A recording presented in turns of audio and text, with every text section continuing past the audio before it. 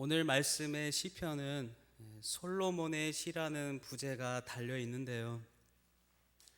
그래서인지 솔로몬이 지은 잠언과 너무나 비슷한 내용들이 많이 나옵니다. 특별히 오늘 말씀에 보시면 헛되다라는 단어가 많이 보이는데요. 몇 번이나 헛되다는 단어가 나온가요? 한번 찾아볼까요? 오늘 시편에서 헛되다는 단어가 많이 보이는 것을 보게 됩니다. 1절에 보셔도 세우는 자의 수고가 헛되며 또 파수꾼의 깨어있음이 헛되도다. 또 2절에도 수고의 떡을 먹음이 헛되도다라고 말씀하고 있습니다. 세 번이나 헛되도다라는 단어가 나옵니다.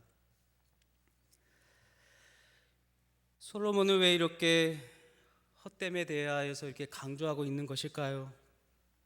그는 인생을 살아가면서 자신을 바라봤을 때 인생의 허무함을 절실하게 깨달았기 때문입니다. 그래서인지 솔로몬은 인생의 허무에 대하여서 이렇게 강하게 어필하고 있는 것입니다. 여러분, 솔로몬은 어떠한 인물인가요? 인류사에 있어 최고의 왕으로 여겼던 다윗 왕의 아들이었습니다. 또 다윗 왕에 이어서 이스라엘의 왕이 되었는데요. 왕이기에 세상의 부귀 영화를 모두 누린 사람입니다. 최고의 부자였죠. 세계 최고의 권력을 가졌습니다. 또 첩도 1000명이나 데리고 있었습니다. 그러나 그가 부귀 영화를 누렸지만 나이가 들고 노인이 되어 인생의 끝자락을 지나다 보니 인생은 결국 바람같이 사라지는 것이며 자신이 누리고 가지고 있던 부귀 영화는 결국에는 모래성처럼 와르르 무너지고 아무 쓸모없이 사라지는 것을 깨달았던 것입니다. 그러므로 솔로몬은 시편과 또 잠언을 통하여 인생의 헛됨을 알고 인생의 헛됨을 독자들에게 알려줌으로 독자들이 미래를 준비하며 자신의 인생을 바르게 또 아름답게 헛되지 않게 살아가기를 권면하고 있는 것입니다. 그럼 솔로몬이 바라보았던 그 미래의 준비는 무엇인가요? 바로 영원한 것을 준비하는 것입니다. 영원한 것, 사라지지 않는 것, 무너지지 않는 것. 그것은 바로 하나님을 경외하는 것입니다. 잠언에서 그토록 잠언 속에 숨겨진 그 하나님 말씀의 진리는 바로 헛되지 않은 인생을 살아가는 그 진리의 말씀은 바로 하나님을 경외하는 것이죠. 하나님을 경외하며 하나님을 높여 찬양하는 것입니다. 예수 그리스도를 믿는 것이죠. 하나님께서 나를 통하여 하실 일들, 사명을 준비하는 것입니다. 우리들이 하나님을 경외하며 예수님을 믿고 하나님이 우리에게 맡겨주신 사명을 감당한다면 하나님께서 우리에게 놀라운 은혜와 복을 주시는 것입니다. 하나님을 경외하고 예수 그리스도를 믿고 나에게 주어진 사명을 감당할 때 그러한 하나님의 사람에게 주어지는 하나님의 은혜는 무엇일까요? 첫 번째, 여호와께서 우리를 세워주십니다. 1절에 보시면 여호와께서 집을 세우지 아니하시면 세우는 자가 헛되다라고 말씀하고 있습니다. 또한 여호와께서 성을 지키지 아니하시면 파수꾼의 깨어 있음이 헛되도다라고 말씀하고 있습니다. 나를 위해 집을 세우고 나를 위해 바벨탑을 높이 쌓아 올리면 결국에는 허망하게 무너지는 것입니다. 하나님이 나를 세워 주어야 하는 것이죠. 하나님을 높이 나를 들어 올려 주셔야 하는 것입니다. 하나님이 나와 함께 하실 때 우리의 삶 속에 놀라운 변화가 일어나는 것이죠. 하나님이 함께 할 때 우리의 수고와 우리의 땀이 헛되지 않게 되는 것입니다. 그러므로 우리는 하나님을 만나야 하는 것입니다. 하나님과 늘 동행하며 함께 해야 하는 것이죠. 그리야 할 때 우리의 모든 것이 기적이 되고 은혜가 되는 것입니다. 하지만 많은 사람들이 하나님을 통하여 자신의 일을 하는 것이 아니라 세상의 기준으로, 세상이 제시해 둔 기준으로 자신의 행복을 찾아갑니다. 그로 인해 늘 행복을 추구하며 달려가지만 점점 행복과는 멀어지게 되는 것이죠. 왜냐하면 세상이 제시해 둔 기준은 매우 높기 때문입니다. 매우 고차원적이고 높습니다. 세상은 1등을 추구하고 완벽을 추구합니다. 그래서 세상을 기준을 향하여 목표를 향하여 나아가면 언제나 부족함을 느끼는 것입니다. 그러나 하나님이 나를 세워주시면 나에게 주어진 삶의 모든 것에 만족하며 감사하게 되는 것이죠. 나에게 주어진 모든 환경에서 감사하게 됩니다. 이러한 감사의 인생은 헛되고 허망한 인생으로 우리를 이끌어가지 않고 하나님이 세워주시는 놀라운 기적의 소망의 인생으로 우리들을 이끌어주는 것입니다. 1절 말씀에 여호와께서 집을 세우지 아니하시면 세우는 자의 수고가 헛되게 되는 것이죠. 또한 아무리 난공불락의 성이라 할지라도 여호와께서 성을 지키지 않으시면 파수꾼의 깨어있음이 헛되게 되는 것입니다. 또한 일찍이 일어나고 누우며 수고의 떡을 먹어도 헛되게 되는 것입니다. 아무리 최선의 노력을 한 듯 그 결말은 결국 허망하게 되는 것입니다. 사랑하는 성도 여러분, 하나님께서는 세상과 모든 만사를 주관하고 계시는 분이십니다. 그런데 사람들은 좋은 일이 생기고 일이 잘 풀리면 내가 잘해서 일이 잘 풀리고 좋은 일이 생긴다고 생각합니다. 전적으로 자신에게 공을 돌리는 것이죠. 그러나 하나님을 믿고 하나님께 도움을 구하지 않는 그러한 노력과 열심은 결국엔 모래성을 쌓은 것처럼 물거품이 되는 것입니다. 인간이 아무리 치밀하게 계획하고 분주하게 행동할지라도 일찍 일어나고 늦게 눕고 땀 흘려 수고하고 파수꾼처럼 깨어 있을지라도 하나님이 그의 인생에 관여하지 않으시면 그의 인생은 실패한 허망한 인생이 되는 것입니다. 그러므로 우리의 하는 일들이 작은 일이든 큰 일이든 우리의 모든 일을 하나님께 맡겨야 하는 것입니다. 그리고 하나님께 감사해야 하는 것이죠. 마땅히 받으실 영광을 하나님께 올려드려야 합니다.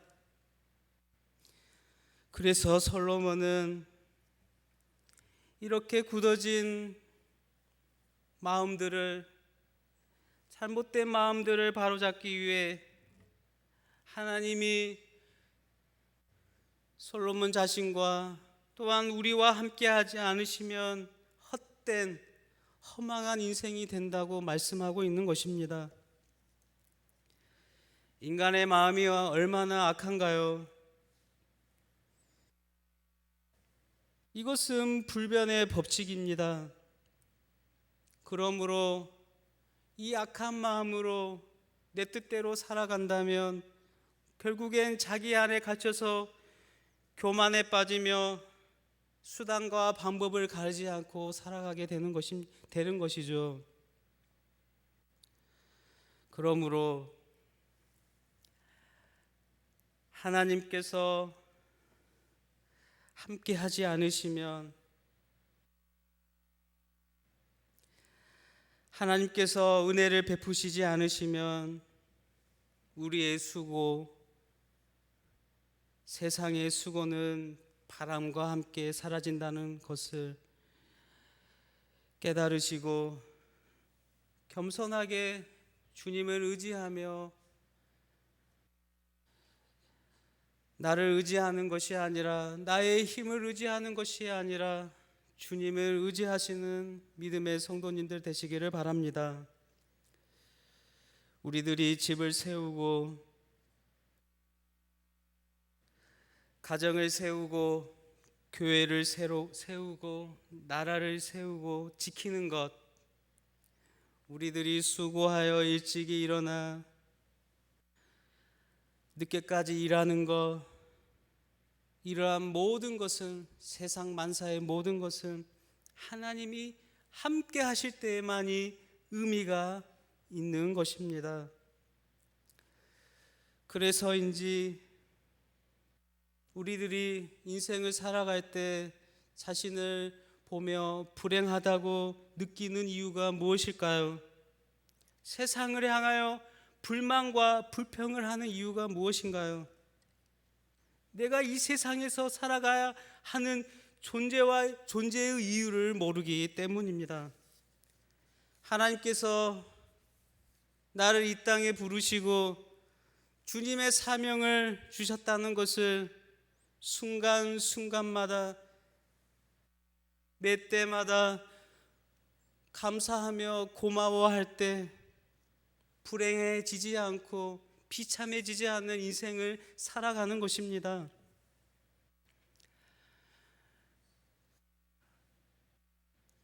이스라엘, 바벨론에게 멸망한 이스라엘, 그리고 멸망한 후 70년 후에 다시 돌아온 예루살렘 성은 황폐함 그 자체였는데요. 70년 만에 돌아온 예루살렘 성은 다 무너지고 황폐한 황무지 같은 땅이었습니다. 한번 보십시오. 소망이 사라진 땅입니다. 아무것도 제대로 일구어진 기름진 땅이 없었습니다. 너무나 황폐한 땅이었죠. 그렇게 소망이 사라진 땅에 도착한 이스라엘 백성들이 무슨 소망을 품을 수 있겠습니까? 그러나 그러한 황폐한 땅에서도, 땅을 바라보면서도 소망을 품은 자들이 있었습니다. 그 중에서도 하박국 선지자는 하박국서에서 이렇게 고백하지 않습니까? 무화과 나무 잎이 다 마르고 포도나무에 열매가 없어도, 외양간에 소가 없어도 나는 주님으로 인하여 기뻐하며 찬양하겠노라고 그렇게 희망의 노래를 부르고 있는 것을 보게 됩니다. 이렇듯 하나님이 주신 사명을 알고 부르심의 소망을 아는 자는 도저히 앞이 보이지 않는 상황에서도 절망의 상황에서도 희망을 노래하는 것입니다. 왜 그렇게 희망의 노래를 부를 수 있었을까요? 아무것도 소망이 없는 땅에서 어떻게 희망의 노래를, 희망의 찬양을 부를 수 있었을까요? 바로 하나님께서 믿음으로 나아가는 성도들, 믿음의 소망을 품고 맡겨진 사명을 감당하는 성도들에게 그의 성도의 삶을 아름답게 세워주시기 때문입니다. 두 번째, 안식을 주십니다.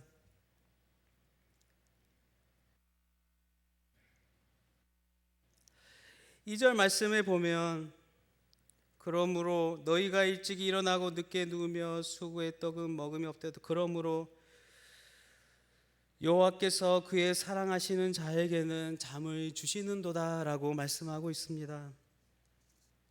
하나님께서 이 모든 만물을 6일 동안 창조하시고 7일째 되는 날에 안식을 하셨습니다.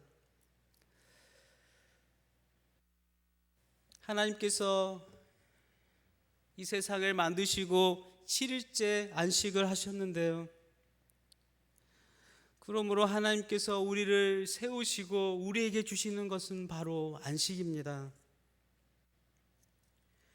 하나님 앞에 나아가는 자에게는 하나님께서 잠을 주시듯 안식을 주시는 것입니다. 인생의 아무리 무거운 짐도 삶의 피로도 하나님께서 함께 하시면 안식을 누릴 수 있는 것입니다. 그래서 하나님께서 하나님을 사랑하시는 자에게 잠을 주신다고 말씀하는 것입니다. 이 잠은 하나님이 주시는 안식이요, 하나님을 의지하는 성도에게 주는 평강을 의미합니다. 성도들은 열심히 자신의 맡겨진 사명을 감당하는 것이죠.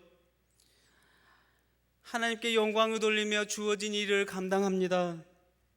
그리고 하나님께 영광을 올려드릴 때 하나님께서 주어지는 것은 바로 하나님이 주어지는 평강이요 안식입니다. 평안한 잠을 우리에게 주시는 것입니다. 이것은 세상이 결코 줄 수 없는 평강입니다. 세상이 결코 주실 수 없는 하나님만이 주실 수 있는 믿음의 성도들에게 줄 수 있는 안식인 것입니다. 그러한 안식을 누리시고 받으시기를 바랍니다. 하나님을 알지 못하고 자신의 노력으로 무엇을 이루려고 하는 자들이 아무리 애를 써도 그런 안식을 누릴 수 없습니다. 육체적, 신체적 피로만 누적될 뿐입니다. 그러나 하나님을 의지하며 사나 죽으나 주님의 사명 붙잡고 살아가는 성도는 하나님이 주시는 휴식과 마음의 평화가 보장됩니다. 그리고 무엇보다도 가장 큰 축복인 저 천국을 우리에게 주는 것입니다. 또한 하나님께서 우리의 영육의 안식을 주는 것입니다. 그러므로 하나님을 사랑하는 자에게는 하나님께서 반드시 안식을 주심을 믿으시기를 바랍니다. 세 번째는 가정이 화목해지는 것입니다. 하나님을 의지하며 사랑하는 성도에게 하나님께서 그를 높이 세워주시고 안식을 주시며 가정의 평화를 주는 것입니다. 오늘 말씀 3절에 보라, 자식들은 여호와의 기업이요 태의 열매는 그의 상급이로다. 자식은 나의 기업이 아닙니다. 우리의 기업이 아닙니다. 하나님의 기업입니다. 자식이 태어났다는 것은 가정의 경사요, 이 지역의 경사요, 우리 교회의 경사입니다. 그러므로 아이들을 볼 때 하나님이 보내주신 사랑의 대상으로 맞이해 주어야 하는 것입니다.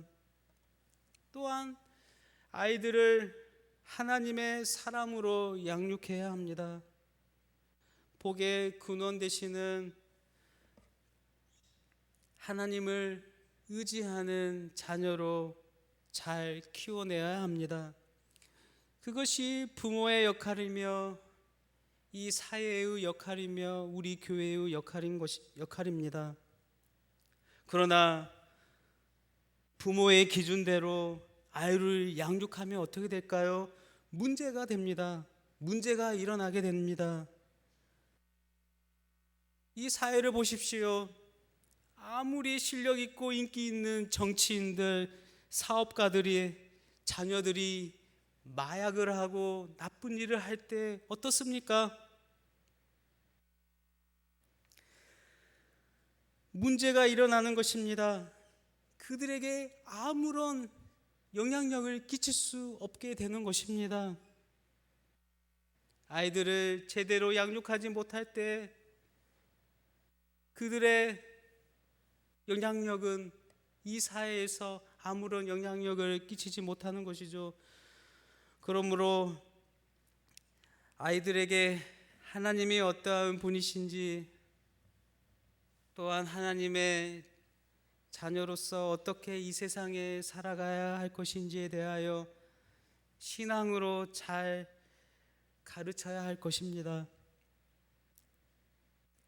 그렇게 자라나는 자녀들은, 또 그렇게 신앙을 고백하는 부모들은, 또 교회는 인생의 노력과 실력, 인기와 세상의 부귀영화가 헛되다는 것을 깨달을 수 있게 될 것이고, 이 모든 세상을 주관하시는 하나님만이 우리에게 우리의 소망과 우리에게 참된 평강을 주신다는 것을 알게 될 것입니다. 또한 하나님을 믿는 가정과 교회가 되면 원수와의 담판에서도 수치를 당하지 않게 됩니다. 오늘 말씀 4절과 5절에 보시면, 젊은 자의 자식은 장사의 수중의 화살 같으니 이것이 그의 화살통에 가득한 자는 복되도다. 그들이 성문에서 그들의 원수와 담판할 때 수치를 당하지 아니하리로다라고 말씀하고 있습니다. 자식으로 인하여 수치를 당하지 않게 될 수 있다는 것입니다. 고대 시대에는 재판을 하고 어려운 일을 당할 때 성문 앞에서 사람들을 불러 모아 재판을 하였습니다. 성문은 교회의, 고대의 성의 성문은 많은 사람들이 드나드는 곳이었기 때문이죠. 그런데 그 재판에서 유리한 사람들이 있었습니다. 바로 자식이 많은 사람이었죠. 자신을 지지해주는 사람이 많으면 재판 과정에서 어느 정도 영향력을 발휘할 수 있었습니다. 그래서 원수와의 담판에서도 수치를 당하지 않게 되는 것입니다.